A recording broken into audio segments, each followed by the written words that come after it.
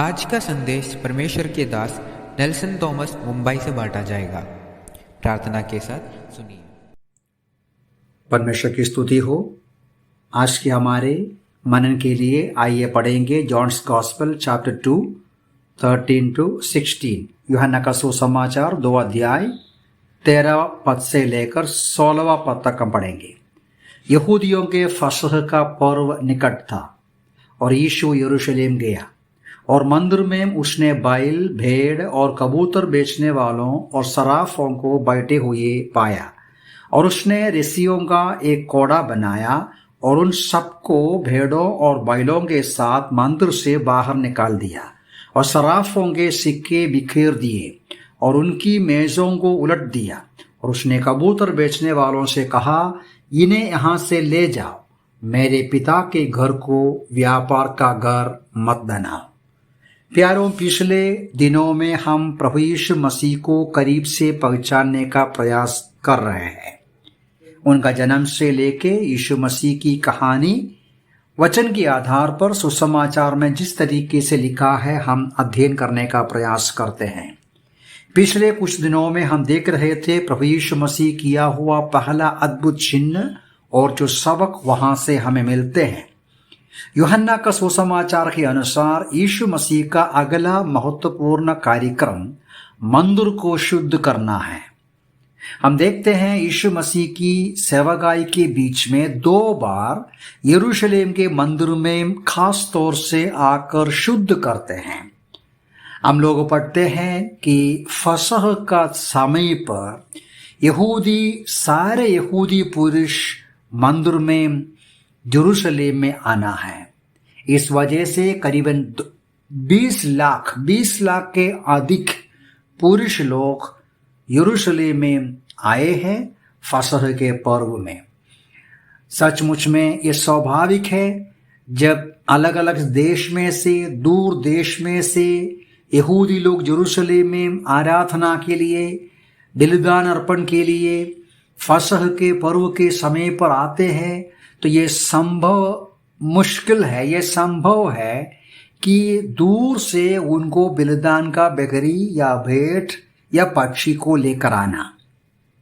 इस वजह से हम पढ़ते हैं, हम समझते हैं, मंदिर के आजू बाजू में लोगों ने धंधा शुरू किया। क्या धंधा शुरू किया? जो भी इंसान दूर से आते हैं यहूदी, वो पैसा देकर बैल को खरीद सकते हैं, पक्षियों को खरीद सकते हैं, अर्पण कर सकते हैं। और उतना नहीं, यहूदी लोगों को, इन पुरुषों को टेम्पल टैक्स देना पड़ता है। वो जो टेम्पल टैक्स है 2 दिन का जो पगार है उसके अनुसार का पैसा मंदिर में डालना पड़ता है।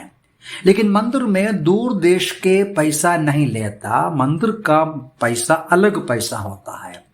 इसलिए सराफों की आवश्यकता हो गया। मनी एक्सचेंज करने वालों का धंधा भी यरूशलेम के मंदिर के आजू बाजू में बढ़ गया। लेकिन जैसा साल बढ़ गया, ये जो मंदिर के सामने का बिजनेस मंदिर के अंदर प्रवेश किया। लगता है मंदिर के अधिकारियों ने उस धंधे को कंट्रोल कर दिया। बहुत बड़ा व्यापार, बहुत बड़ा पैसा कमाने का मार्ग के रूप में मंदिर का कार्यक्रम को इस्तेमाल किया। जानवरों को बेचते हैं, बहुत भाव में बेचते हैं, पैसे का एक्सचेंज किया जाता है, बहुत बड़ा कमीशन लेते हैं। इस परिस्थिति में यीशु मसीह उस मंदिर में आते हैं और इन भेड़ों को, बैलों को देखते हैं, धंधे वालों को देखते हैं और यीशु मसीह ऋषियों का एक कोड़ा बनाते हैं।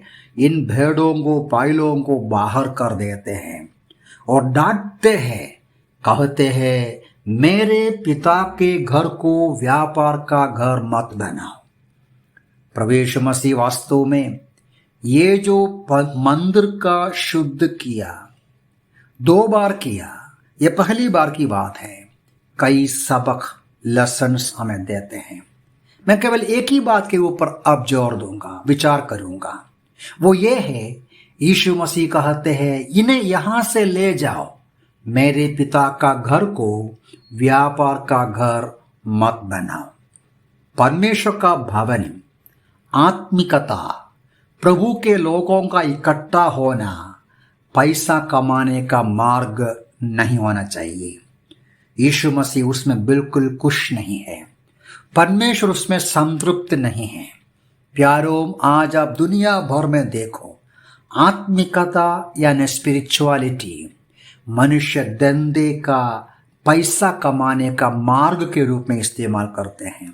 व्यक्तिगत रूप से करते हैं, अपने आप को गुरु कहते हुए, या संस्थाओं के रूप में करते हैं। साधारण लोग, मनुष्य जो कमजोर है या बीमार है, संकट में है, क्लेश में है, वो सोचते हैं कि पैसा डालने से या नारियल देने से या मुर्गी को अर्पण करने से या हमारे जो साधन को देने से उनका समस्या निकल जाएगा। ये जो विचार को इस्तेमाल करते हुए आत्मिकता या धार्मिक स्थल धंधे का, व्यापार का स्थान बना दिया। हम इस बात को समझना है, यीशु मसीह उसका कड़ी निंदा करते हैं। बोलते हैं परमेश्वर का भवन जहां लोग आते हैं वो प्रार्थना का भवन होना चाहिए, ये धंधे का स्थान नहीं। परमेश्वर देखिए हमसे प्रेम करते हैं, मुफ्त में सब कुछ देते हैं। जिसने सब कुछ बनाया, जिसका है सब कुछ, वो हमारा पैसा नहीं चाहता, वो हमें हमारी कुछ भी चीज नहीं चाहता, मुफ्त में हमें सब कुछ देते हैं अपने अनुग्रह में, कृपा में। मनुष्य जाति दुख की बात है, इतना पैसा खर्च करने के बाद भी हम देखते हैं मनुष्यों के अंदर शांति नहीं, समाधान नहीं।